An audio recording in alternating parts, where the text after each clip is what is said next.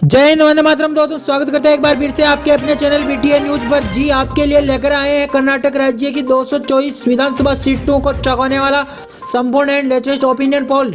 Digital survey के आधार पर आपको बताने वाले हैं कि 2023 में होने वाले सियासी राजनीतिक चुनाव में किस पार्टी की बन पाएगी सरकार। क्या जनता सत्ताधारी बीजेपी को एक बार फिर से मुख्यमंत्री बना पाएगी या बारी है सत्ता में बदलाव की। यह जनता दल सेक्युलर पार्टी भी इस बार अपना कर पाएगी सपना पूरा। जिस प्रकार हाल ही में बीएस येदियुरप्पा को इस्तीफा देना पड़ा, तो क्या जनता बदलाव की मांग करेगी। तो क्या वर्तमान मुख्यमंत्री बसवराज बोम्मई को इस बार भारी हार का सामना करना पड़ सकता है।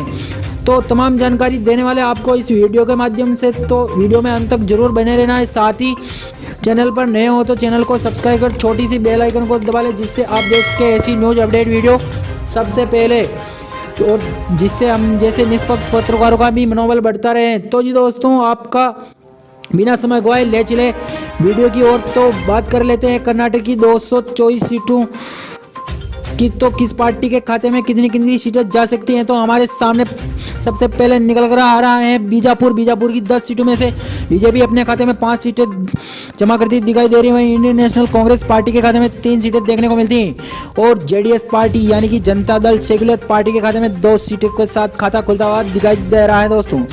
और अदर पार्टी को 0-0 से सामना करना पड़ सकता है। अच्छा, तो रायचूर की बात करें, रायचूर की 13 सीटों में से 4 सीट बीजेपी के खाते में देखने को मिलती है। वहीं इंडियन नेशनल कांग्रेस पार्टी के खाते में 7 सीट और जेडीएस पार्टी को यहां से 2 सीटें मिलने की संभावना जताई जा रही है। और अदर पार्टी का 0-0 से बड़ा सा होता हुआ नजर आ रहा है। बात करें दक्षिणी कन्नड़ की, तो दक्षिणी कन्नड़ की 4 सीटों में से बीजेपी के खाते में 3 सीटें देखने को मिलती हैं। वहीं कांग्रेस पार्टी के खाते में 1 सीट और 0-0 सीट अदर पार्टियों के खाते में देखने को मिलती हैं। कोप्पल की बात करें, कोप्पल की 10 सीटों में से 6 सीट बीजेपी अपने खाते में जमा करती दिखाई दे रही है। वहीं इंडियन नेशनल कांग्रेस पार्टी के खाते में 3 सीटें देखने को मिलती है। वहीं जेडीएस पार्टी का एक सीट के साथ खाता खुलता हुआ दिखाई दे रहा है और अदर पार्टी के खाते में 0-0 सीट। गदग की बात करें तो गदग की 2 सीटों में से 2 की 2 सीट बीजेपी अपने खाते में जमा करती दिखाई दे रही है। वहीं Indian national Congress party and JDS party जैसे अदर पार्टी के खाते में 0-0 सीट देखने को मिल रही है। 41 सीटों का ओपिनियन पोल सर्वे आप स्क्रीन पर देख पा रहे हैं, जिसमें से 22 सीटें बीजेपी के खाते में देखने को मिलती है। इंडियन नेशनल कांग्रेस पार्टी के खाते में 14 सीट देखने को मिलती है और जेडीएस पार्टी अपने खाते में 5 सीटें जमा करती हुई दिखाई दे रही है। और अदर पार्टियों का अब तक 1 सीट के साथ भी खाता खुलता हुआ दिखाई नहीं दे रहा है। अगले जिला हमारे सामने निकल कर आ रहा है उत्तर कन्नड़ की 26 सीटों में से 12 सीट बीजेपी के खाते में देखने को मिलती है। वहीं इंडियन नेशनल कांग्रेस पार्टी के खाते में 9 सीटें देखने को मिलती हैं और जेडीएस पार्टी के खाते में 4 सीटें और अदर पार्टी के खाते में यहां से 1 सीट के साथ खाता खुलता हुआ दिखाई दे रहा है।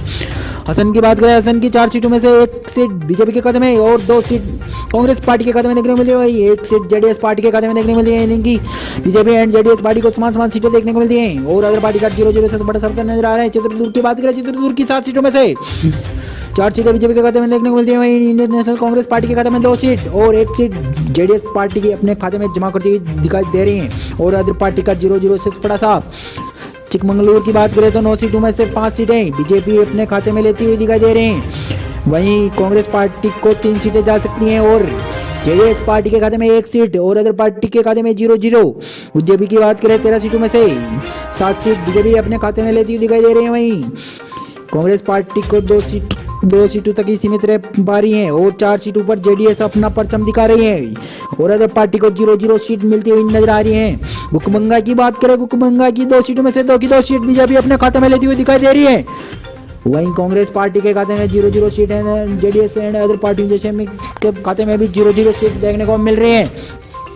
तो जी दोस्तों, 102 सीटों का सर्वे स्क्रीन आप पर देख पा रहे हैं, जिसमें से 53 सीटें बीजेपी के खाते में देखने को मिलती हैं। वहीं इंडियन नेशनल कांग्रेस पार्टी अपने खाते में अब तक 32 सीटें पर बाजी मार रही है और 16 सीटों पर जेडीएस पार्टी और अदर पार्टी के खाते में 1 सीट ही देखने को मिल रही है। पिछले चुनाव की बात करी जाए 2018 चुनाव रिजल्ट की, तो सबसे ज्यादा सीटें बीजेपी के खाते में देखने को मिलती थी, जो कि 104 सीटें थी और इंडियन नेशनल कांग्रेस पार्टी के खाते में 78 सीट और जेडीएस यानी कि जनता दल सेक्युलर पार्टी के खाते में 38 सीटें देखने को मिली थी। वहीं दूसरी ओर अदर पार्टियों जैसे उनके खाते में 2 सीट ही जाने की संभावनाएं मिली थी। तो बात करें हमारे सामने निकल कर आ रहा बालाकोट की 9 सीट में से 4 सीट बीजेपी के खाते में देखने को मिलती है। वहीं 2-2 seat Indian national Congress and JDS party के खाते में देखने को मिलती है और एक सीट यहाँ से अदर पार्टी के खाते में भी जाने की संभावना जताई जा रही है। सिरमागा की बात करें तो सिरमागा की 10 सीटों में से 6 सीट बीजेपी अपने खाते में लेती हुई दिखाई दे रही है। वहीं 3 सीटों पर कांग्रेस अपना आधिपत्य जमाती हुई दिखाई दे रही है। वहीं जेडीएस पार्टी के खाते में 1 सीट देखने को मिल रही है और अदर पार्टी का 0-0 से बड़ा साफ होता हुआ नजर आ रहा है। तुमकुर की बात करें, तुमकुर की 14 सीटों में से 9 सीट बीजेपी के खाते में और 3 सीट कांग्रेस पार्टी के खाते में और एक seat JDS and other party के खाते में देखने को मिल रही है। बिदर की बात करें, 4 सीटों में से 2-2 seat BJP and Congress party के खाते में देखने को मिलती है। वहीं अदर पार्टी के खाते में 0-0 सीट देखने को मिलती है।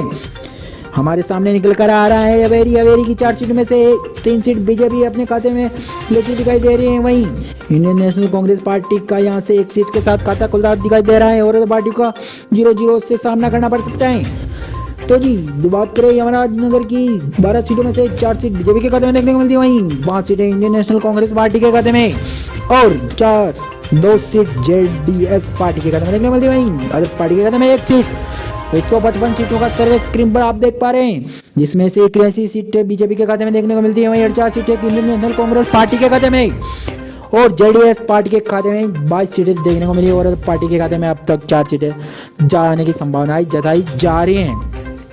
तो जी दोस्तों बात करें, अगला क्षेत्र हमारे सामने निकल कर आ रहा है मैसूर की 22 सीटों में से 11 सीट बीजेपी अपने खाते में लेती हुई दिखाई दे रही है और 7 सीट पर कांग्रेस अपना आधिपत्य जमाती हुई दिखाई दे रही है। वहीं जेडीएस पार्टी के खाते में 3 सीट और 1 सीट पर अदर पार्टी का खाता खुला हो रहा नजर आ रहा है।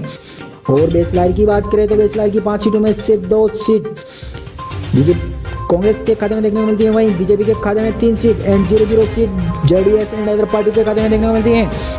बेंगलुरु शहरी की बात करें तो 2 की 2 सीटों में से पूरी की पूरी सीट बीजेपी के खाते में देखने को मिलती है और अदर पार्टी को 0-0 से सामना करना पड़ सकता है। कोडगू की बात करें तो कोडगू की 1 सीट में से पूरी की पूरी सीट कांग्रेस अपने खाते में जमा करती दिखाई दे रही है। वहीं बीजेपी जैसे जेडीएस एंड अदर पार्टियों को 0-0 से सामना करना पड़ सकता है। बेंगलुरु ग्रामीण की बात करें, 8 सीटों में से 4 सीटें बीजेपी के खाते में देखने को मिलती है। इंडियन नेशनल कांग्रेस पार्टी 2 सीटों पर अपना आधिपत्य जमा रही है। वहीं दूसरी ओर जेडीएस पार्टी भी 2 सीटों पर और अदर पार्टी के खाते में 0-0 सीट। जाखड़ की बात करें, जाखड़ की 2 सीटों में से 1-1 सीट यानी कि 7 सीटें बीजेपी एंड कांग्रेस पार्टी के खाते में देखने को मिलती है। वहीं दूसरी पार्टी को सामना करना पड़ रहा है 0-0 सीट से। 195 सीटों का सर्वे स्क्रीन पर देख पा रहे हैं, जिसमें से 102 सीट बीजेपी के अपने खाते में लेती हुई दिखाई दे रही हैं। वहीं इंडियन नेशनल कांग्रेस पार्टी 1 सीटों पर अपना आधिपत्य जमाती हुई नजर आ रही है और जेडीएस की बात करें तो जेडीएस 27 सीटों पर अकेले अपना राज जमाती हुई दिखाई दे रही है। वहीं अदर पार्टी के खाते में अब तक 5 सीटें देखने को मिल रही हैं। अगली बात करें कोलार की 9 सीटों में से बीजेपी अपने खाते में 5 सीटें लेती हुई दिखाई दे रही है। वहीं कांग्रेस पार्टी के खाते में 4 सीट और जेडीएस के और अदर पार्टी के खाते में 0-0 सीट। बेलगाम की बात करें, बेलगाम की 3 सीटों में से 1 सीट बीजेपी के खाते में देखने को मिलती है। वहीं इंडियन नेशनल कांग्रेस पार्टी के खाते में 2 seat JDS and other party जैसे में 0-0 से सामना करना पड़ सकता है। मध्य की बात करें, मध्य की 17 सीटों में से 7 सीट पर बीजेपी अपना परचम ले रही है। वहीं दूसरी ओर कांग्रेस पार्टी के खाते में 8 सीट देखने को मिल रही है। सबसे ज्यादा सीटें कांग्रेस पार्टी के खाते में देखने को मिल रही है यहाँ से और जेडीएस पार्टी के खाते में यहाँ से 2 सीटें जाने की संभावनाएं हैं और अदर पार्टी का 0-0 से बड़ा साबित नजर आ रहा है। 224 विधानसभा सीटों का सर्वे कर चुके हैं, जिसमें से बीजेपी अपने खाते में 115 सीटें लेती हुई दिखाई दे रही हैं। वहीं कांग्रेस पार्टी 75 सीटों पर अपना आधिपत्य जमाती हुई नजर आ रही है और जेडीएस पार्टी के खाते में 29 सीटें देखने को मिली और अदर पार्टी के खाते में 5 सीट। तो जी क्या दोस्तों, इस बार भी बीजेपी सबसे ज्यादा सीटें हासिल कर सत्ता में अपनी सरकार बना पाएगी या फिर कांग्रेस पार्टी एंड जेडीएस जैसी पार्टियां बीजेपी को कड़ी टक्कर देकर आगे निकल जाएगी? तो जी दोस्तों, अगर आप भी कर्नाटक से हो तो अपनी राय कमेंट बॉक्स में जरूर बताइए कि इस बार किस पार्टी की बन सकती है सरकार। क्या बीजेपी एक बार फिर से आएगी या फिर जनता इस बार बदलाव की मांग करना पसंद करेगी? तो जी दोस्तों, मिलते हैं अगले वीडियो में, तब तक के लिए धन्यवाद दोस्तों।